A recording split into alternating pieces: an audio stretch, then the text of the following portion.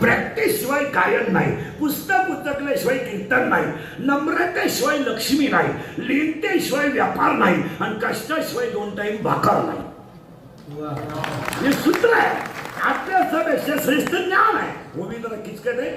अभ्यासापेक्षा श्रेष्ठ ज्ञान आहे, पण ज्ञानापेक्षाही श्रेष्ठ देवाचं ध्यान आहे.